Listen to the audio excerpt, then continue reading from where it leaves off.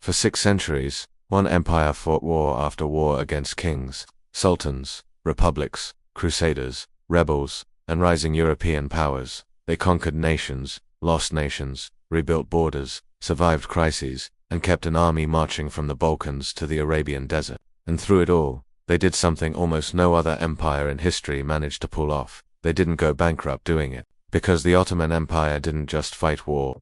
They found a way to finance war endlessly. Welcome to the Financial Historian, where money, power, and history collide. And nothing is ever as simple as it looks. The Ottoman Empire lasted from around 1299 to 1922, longer than the Roman Empire, longer than the British Empire, longer than almost any state the modern world usually talks about. But longevity is not the most interesting part. The mystery is how an empire that fought almost constantly didn't collapse under the financial pressure. Western viewers often imagine that empires fall because they lose battles. But battles don't bankrupt nations. Budgets do.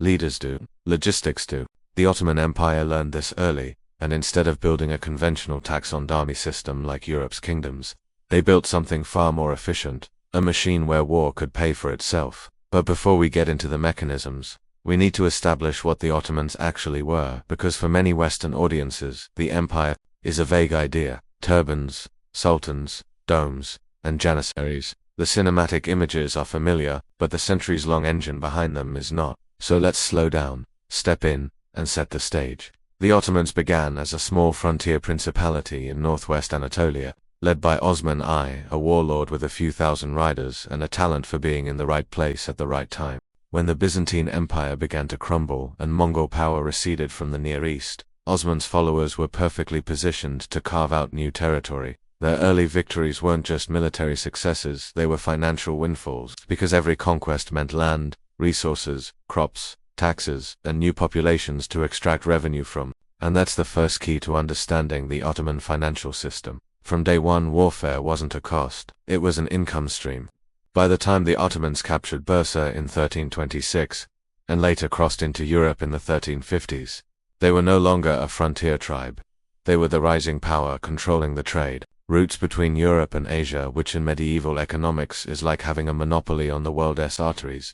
Every merchant who traveled from Venice to Persia, from Cairo to Budapest, from Baghdad to Istanbul, passed through the Ottoman toll gate. This mattered because war requires three things: food, metal, and men. The Ottomans didn't necessarily have more of any of these than their neighbors, but they had something even more important: cash flow. Their empire was built on the richest crossroads of the pre-modern world. Silk, spices, carpets, horses, weapons, timber, sugar, copper, everything moved through their territory. And every time something moved, the Ottomans taxed it.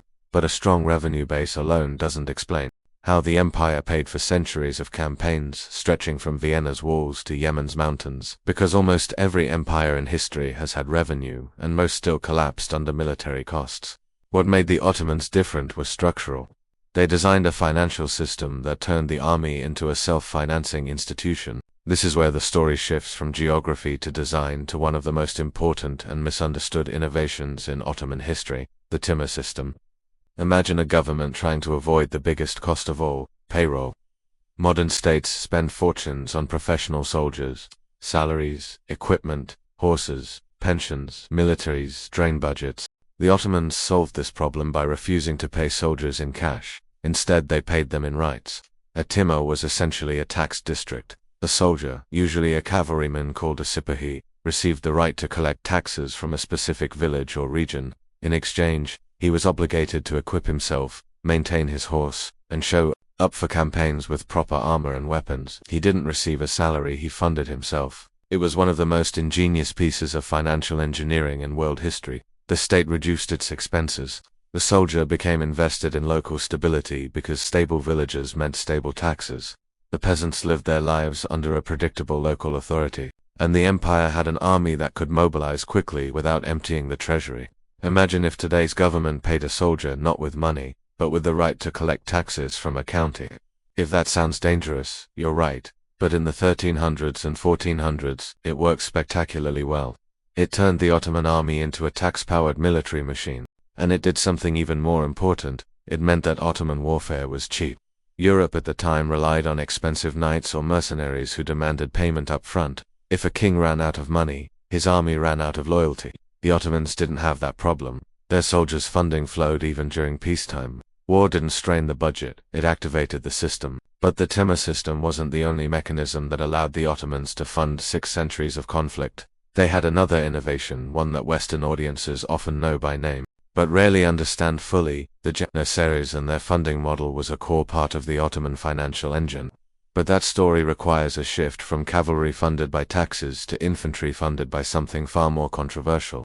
To understand the second piece of the Ottoman war financing engine, we need to look at the janissaries, the elite infantry corps that foreigners feared, Christians resented, and sultans trusted more than their own families. They were professional soldiers, disciplined, trained from youth, and loyal to the state alone. In European terms, they were the closest thing the Middle Ages had to Marines. But what made them financially unique was how the empire acquired and funded them. The janissaries came from the devsham, often called the child levy. In Christian villages across the Balkans, boys were selected, removed from their homes, converted to Islam, and educated in the empire's military schools. They were trained, indoctrinated, and molded into a class of soldiers who owed everything to the state, not to tribes, not to landlords, not to regions.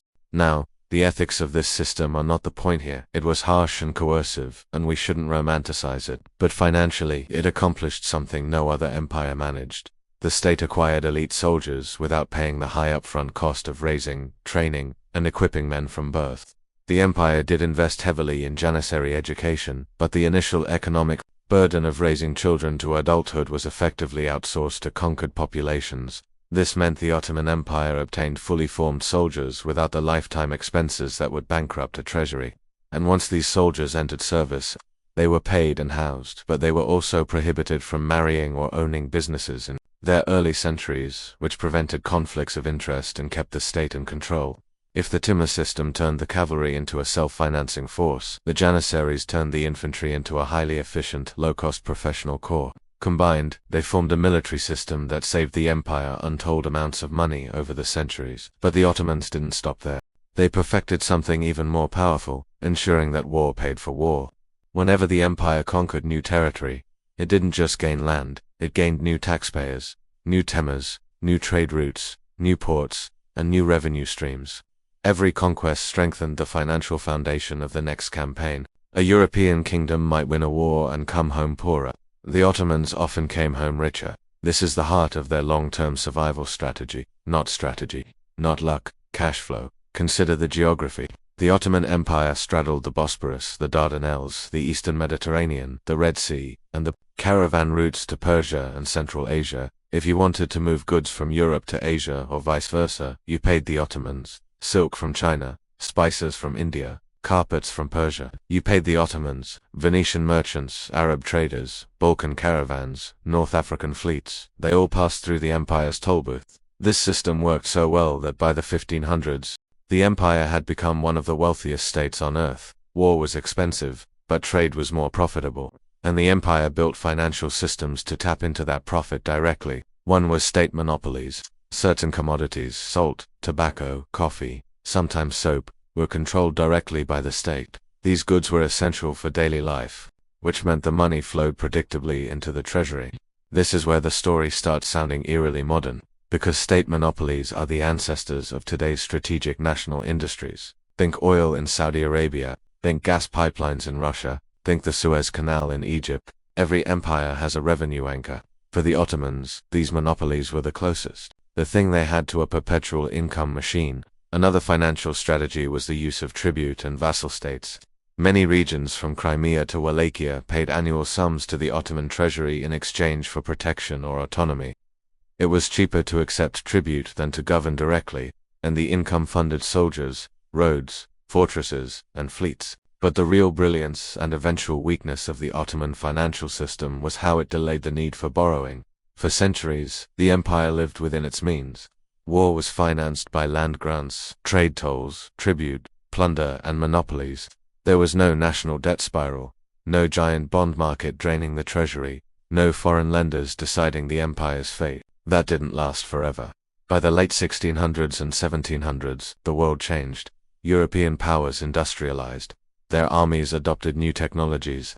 Their trade networks shifted across the oceans. not through the Ottoman land routes. Suddenly, the empire could no longer rely on caravans and tolls to finance its military. Worse, the timar system began decaying. Local tax holders abused their power, centralized oversight weakened, and soldiers became less reliable. Then came the janissaries. Over the centuries, they gained political influence, wealth, and privileges until they became a state within a state. Their financial independence and political clout made them impossible to control. They resisted reforms, drained the treasury, and eventually became one of the biggest obstacles to modernization. When the empire finally began adopting European-style armies, they needed something they had avoided for centuries: cash salaries, and to fund that, they turned to something even more dangerous: foreign loans. In the 1800s, the Ottoman Empire began borrowing heavily from European banks at high interest rates. The same European powers it once outplayed now controlled its finances. Debt spiraled, payments fell behind. In 1881, the empire was forced to hand control of its finances to an international commission, run by France and Britain, a humiliating end to centuries of financial independence. It's a familiar pattern, isn't it? A great power rises on financial discipline, holds itself together with innovative systems, ignores early warning signs, and collapses when the economics stop working. Which brings us to today. If you think the Ottoman system sounds ancient, look around. The same mechanisms still exist, just wearing modern clothes. The old timar system functions today as government contracts and privatized military logistics. Modern states outsource enormous parts of their military operations to private companies, reducing direct payroll burdens the same way the Ottomans once did. Trade tolls have become the modern struggle for control over shipping lanes and energy routes. From the Strait of Hormuz to the South China Sea, whoever controls a choke point controls the revenue that passes through it. State monopolies live on through national oil companies and sovereign wealth funds. Saudi Aramco plays the same role the Ottoman salt monopoly once did, just on a scale of trillions instead of millions. Conquest paying for conquest still exists in the form of resource-driven wars. Countries pursue territory or influence not for glory, but for energy reserves, minerals, pipelines, and strategic geography. And late borrowing, the downfall of the Ottoman Empire, echoes today in modern national debt crises. Many states fund their deficits with loans until the system cracks. Argentina, Greece, and even the modern US debt debate. The financial logic of empire doesn't change.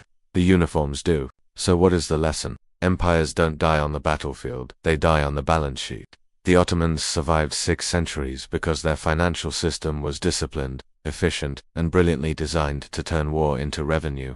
They collapsed when that system broke, when expansion stopped paying for itself, when trade routes bypassed their territory, when soldiers became expensive, and when the empire borrowed so much money that foreign creditors owned its future. And that's the deeper warning beneath their story. Financial systems can sustain power for centuries until the day they can't. History doesn't repeat. But if you don't understand it, it'll crush you all the same. If this gave you a new perspective, hit subscribe. History has the answers. I'll show you where to look.